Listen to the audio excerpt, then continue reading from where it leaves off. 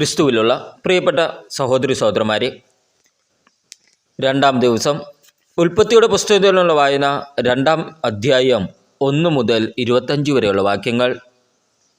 അങ്ങനെ ആകാശവും ഭൂമിയും അവയിലുള്ള സമസ്തവും പൂർണ്ണമായി. ദൈവം തൻ്റെ ജോലി 7-ാം ദിവസം പൂർത്തിയാക്കി. താൻ തുടങ്ങിയ പ്രവൃത്തിയിൽ നിന്ന് വിരമിച്ച് 7-ാം ദിവസം അവിടുന്ന് വിശ്രമിച്ചു. സൃഷ്ടികർമ്മം പൂർത്തിയാക്കി. തൻ്റെ പ്രവർത്തികളിൽ നിന്ന് വിരമിച്ച് വിശ്രമിച്ച 7-ാം ദിവസത്തെ ദൈവം അനുഗ്രഹിച്ച് വിശുദ്ധമാക്കി. ഇതാണ് ആകാശത്തിൻ്റെയും ഭൂമിയുടെയും ഉൽപ്പത്തി ചരിത്രം. ഏദൻ തോട്ടം. ദൈവമായ കർത്താവ് ആകാശവും ഭൂമിയും സൃഷ്ടിച്ച നാളിൽ ഭൂമിയിൽ പുല്ലോ ചെടിയോ മുളച്ചിരുന്നില്ല.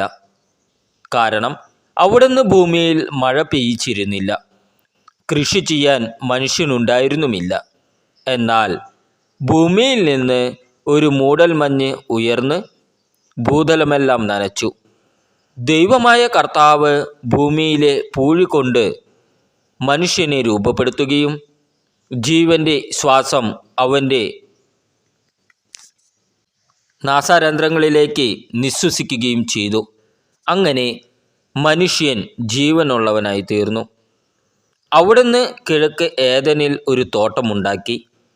താൻ രൂപം കൊടുത്ത മനുഷ്യനെ അവിടെ താമസിപ്പിച്ചു. കാഴ്ചയ്ക്ക് കൗതുകവും ഭക്ഷിക്കാൻ സ്വാദുമുള്ള പഴങ്ങൾ കായ്ക്കുന്ന എല്ലാത്തരം വൃക്ഷങ്ങളും അവിടുന്ന് മണ്ണിൽ നിന്ന് പുറപ്പെടുവിച്ചു. ജീവൻ്റെ വൃക്ഷവും നന്മത്തിന്മകളെക്കുറിച്ചുള്ള അറിവിൻ്റെ വൃക്ഷവും തോട്ടത്തിൻ്റെ നടുവിൽ അവിടുന്ന് വളർത്തി. തോട്ടം നനയ്ക്കാൻ ഏദനിൽ നിന്ന് ഒരു നദി പുറപ്പെട്ടു. അവിടെ വെച്ച് അത് 4 കൈവഴികളായി പിരിഞ്ഞു. ഒന്നാമത്തേതിൻ്റെ പേര് പീഷോൻ.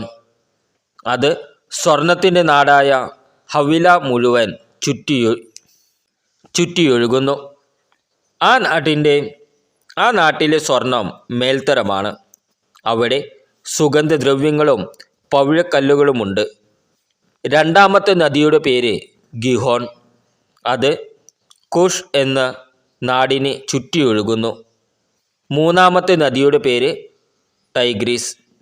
അത് അസിറിയയുടെ കിഴക്ക് ഭാഗത്തുകൂടി ഒഴുകുന്നു. 4-ാമത്തെ നദി യുഫ്രട്ടീസ്. ഏദൻ തോട്ടം കൃഷി ചെയ്യാനും സംരക്ഷിക്കാനും ദൈവമായ കർത്താവ് മനുഷ്യനെ അവിടെയാക്കി. അവിടുന്ന് അവനോട് കൽപ്പിച്ചു, തോട്ടത്തിലെ എല്ലാ വൃക്ഷങ്ങളുടെയും ഫലം ഭക്ഷിച്ചുകൊള്ളുക. എന്നാൽ നന്മ തിന്മകളെക്കുറിച്ചുള്ള അറിവിൻ്റെ വൃക്ഷത്തിലെ ഫലം നീ തിന്നരുത്. തിന്നുന്ന ദിവസം നീ മരിക്കും. ദൈവമായ കർത്താവ് അരുളി ചെയ്തു, മനുഷ്യൻ ഏകനായിരിക്കുന്നത് നന്നല്ല. അവന് ചേർന്ന ഇണയെ ഞാൻ നൽകും. ദൈവമായ കർത്താവ് ഭൂമിയിലെ സകല മൃഗങ്ങളെയും ആകാശത്തിലെ സകല പക്ഷികളെയും മണ്ണിൽ നിന്ന് രൂപപ്പെടുത്തി. അവയ്ക്ക് മനുഷ്യൻ എന്തു പേരിടുമെന്ന് അറിയാൻ അവിടുന്ന് അവയെ അവൻ്റെ മുമ്പിൽ കൊണ്ടുവന്നു. മനുഷ്യൻ വിളിച്ചത് അവയ്ക്ക് പേരായി തീർന്നു.